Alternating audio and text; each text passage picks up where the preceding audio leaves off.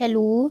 स्वागत है आप सभी का GKRWA स्टडी पर। मेरा नाम निधि। आज के वीडियो में हम डिस्कस करने वाले हैं हिंदी के टॉप 35 ऐसे क्वेश्चन आंसर जो कि सभी परीक्षाओं के लिए महत्वपूर्ण रहेंगे। तो आप लोग वीडियो को शुरू से अंत तक ज़रूर देखिएगा और 35 में से कितने क्वेश्चन के आंसर आप सही कर पा रहे हैं, अपना स्कोर हमें कमेंट बॉक्स में ज़रूर बताइएगा। तो चलिए शुरू करते हैं फर्स्ट क्वेश्चन से। ज्ञानपीठ पुरस्कार पाने वाले हिंदी के प्रथम साहित्यकार कौन हैं? बताइए कौन है। अगर आपको किसी भी क्वेश्चन का आंसर पता हो तो हमें कमेंट बॉक्स में तुरंत बताइएगा। ऑप्शन ए सुमित्रा नंदन पंत। सुमित्रा नंदन पंत ज्ञानपीठ पुरस्कार पाने वाले हिंदी के प्रथम साहित्यकार हैं। तो चलिए अब नेक्स्ट क्वेश्चन देखते हैं। मानस का हंस के लेखक का क्या नाम है? बताइए मानस का हंस के लेखक का क्या नाम है। ऑप्शन डी अमृतलाल नागर। अमृतलाल नागर मानस का हंस के लेखक हैं। व्यर्थ शब्द में किस वर्णों की संधि हुई है? बताइए व्यर्थ शब्द में किन वर्णों की संधि हुई है। तो ऑप्शन ए इसका राइट आंसर होगा ई धन अ। ई धन अ व्यर्थ शब्द में वर्णों की संधि हुई है। ई धन अ बराबर य होता है और इसमें यड़ संधि है। तो चलिए अब नेक्स्ट क्वेश्चन देखते हैं। नमस्ते का सही संधि विच्छेद क्या है? बताइए इसका राइट आंसर क्या होगा। ऑप्शन डी इसका राइट आंसर होगा नमः धन ते। नमः धन ते से मिलकर नमस्ते बनता है और इसमें विसर्ग संधि है। अनुपम का पर्यायवाची शब्द क्या है? बताइए इसका राइट आंसर क्या होगा। अद्वितीय।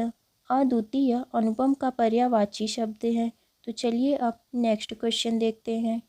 हनुमान का पर्यायवाची शब्द नहीं है। बताइए इनमें से हनुमान का पर्यायवाची शब्द कौन सा नहीं है। तो विनायक।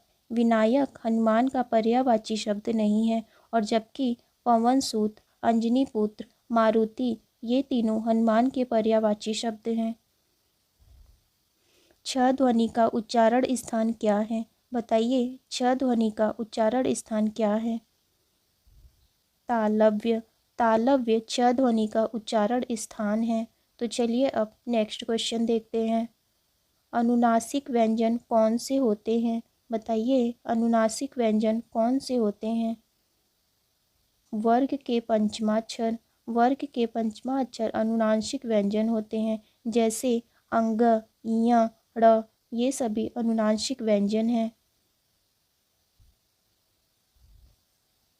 बहाव शब्द में प्रत्यय क्या है? बताइए बहाव शब्द में प्रत्यय क्या है। आओ। आओ बहाव शब्द में प्रत्यय है। तो ध्यान दीजिएगा ऑप्शन सी इसका राइट आंसर होगा। जो धातु या शब्द के अंत में जोड़ा जाता है उसे क्या कहते हैं? प्रत्यय कहते हैं। जो धातु या शब्द के अंत में जोड़ा जाता है उन्हें हम प्रत्यय कहते हैं। रचना की दृष्टि से क्रिया के कितने भेद होते हैं? दो भेद होते हैं। रचना की दृष्टि से क्रिया के दो भेद होते हैं, सकर्मक क्रिया और अकर्मक क्रिया। तो ध्यान दीजिएगा ऑप्शन ए इसका राइट आंसर होगा। मैं खाना खा चुका हूँ इस वाक्य में कौन सा भूतकाल है? बताइए इस वाक्य में कौन सा भूतकाल है। ऑप्शन बी इसका राइट आंसर होगा पूर्ण भूतकाल है। मैं खाना खा चुका हूँ इस वाक्य में पूर्ण भूतकाल है। किस वाक्य में क्रिया वर्तमान काल में है? बताइए किस वाक्य में क्रिया वर्तमान काल में है। मैं तुम्हारे पत्र पढ़ रहा हूँ। मैं तुम्हारे पत्र पढ़ रहा हूँ इस वाक्य में वर्तमान काल है। तो ध्यान दीजिएगा ऑप्शन बी इसका राइट आंसर होगा। चिड़िया आकाश में उड़ रही है इस वाक्य में उड़ रही है क्रिया किस प्रकार की है? अकर्मक क्रिया है। चिड़िया आकाश में उड़ रही है इस वाक्य में उड़ रही है अकर्मक क्रिया है। तो ध्यान दीजिएगा ऑप्शन ए इसका राइट आंसर होगा। निम्न शब्दों में से कौन सा शब्द क्रिया विशेषण है? बताइए इनमें से कौन सा शब्द क्रिया विशेषण है? धीरे धीरे, धीरे धीरे क्रिया विशेषण है। तो चलिए अब नेक्स्ट क्वेश्चन देखते हैं। इनमें से आपादान कारक की विभक्ति क्या है? बताइए, आपादान कारक की विभक्ति क्या है? से आपादान कारक की विभक्ति है। यह क्वेश्चन काफ़ी ज़्यादा इम्पोर्टेंट है। प्रधानमंत्री ने मंत्रिमंडल की बैठक की अध्यक्षता की। बताइए, मंत्रिमंडल का शुद्ध रूप क्या है?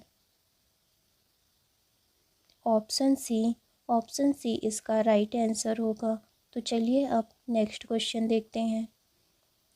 त्रिफला में कौन सा समास है? बताइए, त्रिफला में कौन सा समास है? द्विगु समास है। त्रिफला में द्विगु समास है। यह भी क्वेश्चन काफ़ी ज़्यादा इम्पोर्टेंट है। धक्का मुक्की में कौन सा समास है? द्वंद्व समास है। धक्का मुक्की में द्वंद्व समास है। तो चलिए अब नेक्स्ट क्वेश्चन देखते हैं। स्टेशन किस भाषा का शब्द है? बताइए, स्टेशन किस भाषा का शब्द है? अंग्रेजी भाषा का। स्टेशन अंग्रेजी भाषा का शब्द है। तो चलिए अब नेक्स्ट क्वेश्चन देखते हैं। संकर शब्द का अर्थ क्या है? बताइए, संकर शब्द का अर्थ क्या है? ऑप्शन डी इसका राइट आंसर होगा। दो भाषाओं के शब्दों से मिलकर बना शब्द संकर कहलाता है। यह भी क्वेश्चन काफ़ी ज़्यादा इम्पोर्टेंट है। संधि शब्द क्या है? बताइए, संधि शब्द क्या है? तत्सम है। संधि शब्द तत्सम है। तो चलिए अब नेक्स्ट क्वेश्चन देखते हैं। महान का विलोम शब्द क्या है? बताइए, इसका राइट आंसर क्या होगा? क्षुद्र। क्षुद्र का विलोम महान होगा। तो ध्यान दीजिएगा, ऑप्शन डी इसका राइट आंसर होगा। कृतज्ञ का विलोम शब्द क्या है? बताइए, कृतज्ञ का विलोम शब्द क्या है? कृतघ्न। कृतज्ञ का विलोम शब्द कृतघ्न है। यह भी क्वेश्चन काफ़ी ज़्यादा इम्पोर्टेंट है। तो चलिए अब नेक्स्ट क्वेश्चन देखते हैं। हर्ष का विलोम शब्द क्या है? बताइए, इसका राइट आंसर क्या होगा? विषाद। तो ऑप्शन डी इसका राइट आंसर होगा। हर्ष का विलोम शब्द विषाद है। तो चलिए अब नेक्स्ट क्वेश्चन देखते हैं। बीभत्स रस का स्थायी भाव क्या है? बताइए, बीभत्स रस का स्थायी भाव क्या है? ऑप्शन डी जुगुप्सा या घृणा बीभत्स रस का स्थायी भाव है। यह भी क्वेश्चन काफ़ी ज़्यादा इम्पोर्टेंट है। विस्मय स्थायी भाव किस रस में होता है? अद्भुत में। विस्मय स्थायी भाव अद्भुत रस में होता है। तो चलिए अब नेक्स्ट क्वेश्चन देखते हैं। किसी साहित्यिक कृति की समालोचन करने वाले को क्या कहते हैं? ऑप्शन बी समीक्षक। किसी साहित्यिक कृति की समालोचन करने वाले को समीक्षक बोलते हैं। यह भी क्वेश्चन काफ़ी ज़्यादा इम्पोर्टेंट है। किसी के पास रखी दूसरे की वस्तु क्या कहलाती है? थाती।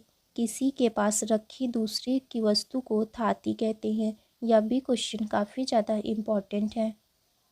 जो ईश्वर में विश्वास रखता हो उसे हम क्या कहते हैं? आस्तिक। जो ईश्वर में विश्वास रखता हो उसे हम आस्तिक कहते हैं। तो चलिए अब नेक्स्ट क्वेश्चन देखते हैं। उसने कहा मैं घर जाऊंगा, यह कौन सा वाक्य है? मिश्र वाक्य है। उसने कहा मैं घर जाऊंगा, इस वाक्य में मिश्र वाक्य है। तो चलिए अब नेक्स्ट क्वेश्चन देखते हैं। हो सकता है राम का काम बन जाए, किस प्रकार का वाक्य है? संदेहवाचक है। हो सकता है राम का काम बन जाए, यह संदेहवाचक है। तो चलिए अब नेक्स्ट क्वेश्चन देखते हैं। रमा की गाय दूध देती है, यह कौन सा वाक्य है? सरल वाक्य है। रमा की गाय दूध देती है, यह सरल वाक्य है।